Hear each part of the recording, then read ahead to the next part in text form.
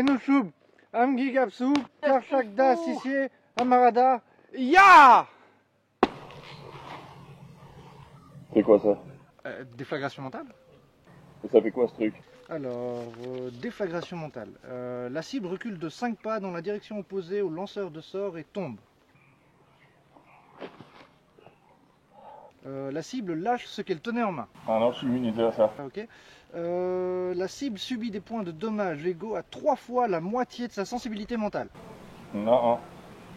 La cible est désorientée pendant 5 secondes. Bon, t'as fini là? Le parchemin est détruit et c'est tout.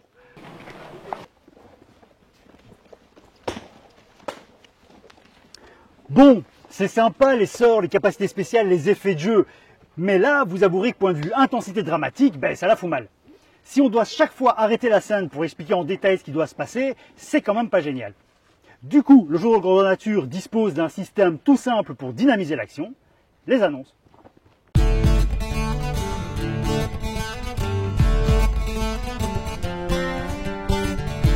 Salut tout le monde, aujourd'hui on va donc parler d'un concept lié de très près au jeu de rôle grandeur nature, les annonces.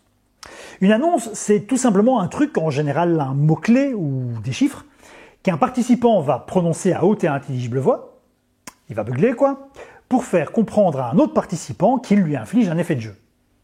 Ces annonces s'utilisent en général dans les situations où cet effet doit avoir un impact rapidement sur une autre personne, sans interrompre le reste de la scène. Comme typiquement dans des situations de combat ou des situations de furtivité. En GN, les combats sont bien sûr de l'ordre de la simulation. On ne se tabasse pas réellement jusqu'à ce que l'un des adversaires s'effondre inconscient. Du coup, il est nécessaire de trouver des astuces pour marquer par exemple la différence de force entre deux personnages. Dans un jeu de rôle sur table, ça se traduirait par un lancer de dés. Dans un jeu vidéo, c'est la machine qui va calculer ça pour vous. Mais dans un jeu de rôle grandeur nature, il a fallu trouver d'autres moyens de matérialiser les choses. Et donc au départ, les joueurs annonçaient simplement le nombre de points de dégâts au moment de donner un coup.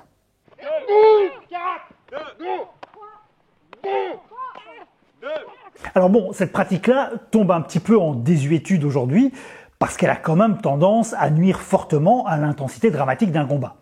Faut bien avouer qu'une scène où tout le monde crie des chiffres, c'est pas très immersif. Par contre, il existe plein d'autres types d'annonces, plus ou moins diégétiques, qui restent d'actualité. Pour signifier l'utilisation d'armes magiques, par exemple, ou représenter des coups spéciaux. Magique! Crash! Magique! Et là, comme vous le voyez, ça nous donne des combats un peu Power Ranger du plus bel effet. Mais si ça brise l'immersion, alors à quoi ça sert? En fait, les annonces permettent d'apporter de la variété dans les situations auxquelles sont confrontés les participants. Ça va permettre de créer des différences de force entre des combattants, de rendre certaines créatures plus dangereuses. Parce que si tous les monstres ne sont que des grosses masses de points de vie sur lesquels il faut taper 200 fois, ça devient vite lassant. En fait, ça répète toujours la même chose. Avec le concept d'annonce, on va pouvoir varier les problématiques auxquelles sont confrontés les joueurs. Par exemple, avec des créatures immunisées à certaines choses ou très sensibles à d'autres. On sacrifie donc un petit peu d'immersion pour améliorer le défi et le plaisir de jeu. Une autre utilisation assez classique du concept d'annonce, ce sont les annonces qui doivent être discrètes. Quand un participant veut simuler une action furtive, l'échange doit être rapide et efficace, sinon il risque d'être découvert pour des raisons time-out. Il va donc utiliser une annonce qui lui permettra de faire comprendre à sa victime ce qui doit lui arriver. Alors oui, je dis bien sa victime, parce qu'en général, vous aurez compris que quand on chuchote à l'oreille de quelqu'un une annonce, c'est rarement qu'on lui veut du bien. Santé, parfois la défaite est moins amère. Tu vas voir. Toxique. Merde.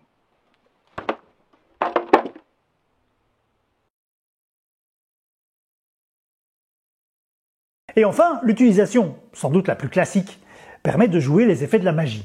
Comme pas toujours avoir recours aux effets spéciaux ou à la pyrotechnique, le moyen le plus simple de simuler un lancer de sort, c'est d'annoncer un mot-clé connu de tous les participants qui donne l'effet du sort. Ça évite les déboires rencontrés par notre apprenti sorcier dans l'introduction de cette vidéo. Au fil du temps, beaucoup de GN ont d'ailleurs fini par utiliser les mêmes annonces partout, qui commencent à se retrouver partout. Ça fait 2 fois partout. Elles sont souvent en anglais pour être comprises à l'international et assez imagées pour qu'on comprenne sans peine de quoi il s'agit. Il. Dominique, tu l'attaques. Terror. Glu.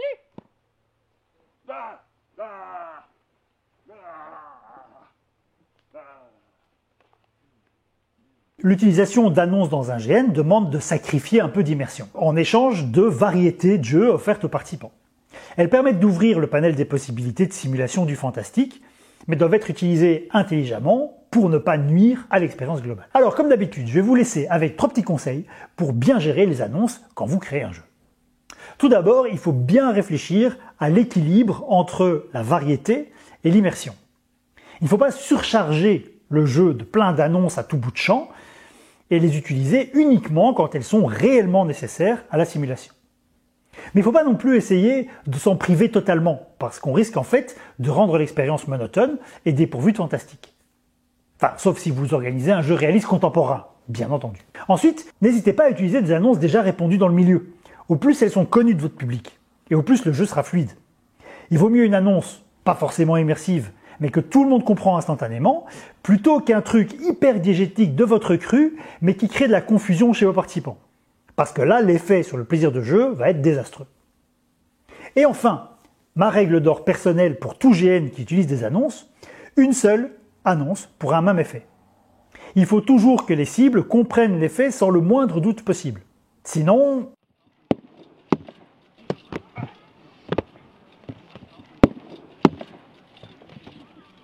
Break! C'est quoi ça déjà, break? Ben, ça casse ton bouclier. Mais non, c'est crush pour les marteaux. Break, c'est pour les sorts. Ah non, break, c'est les projectiles. Les sorts, c'est destroy. Et smash, c'est quoi alors? Pourquoi on se battait déjà?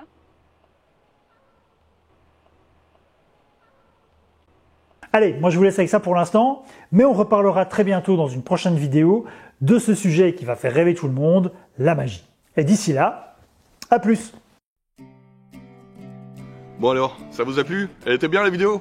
Nous aussi ça nous a plu. Par contre je viens de passer 6 heures la tête là-dedans. Alors maintenant on arrête de déconner, on s'abonne par là, on va voir les autres vidéos de la chaîne. Sinon, je viens vous chercher.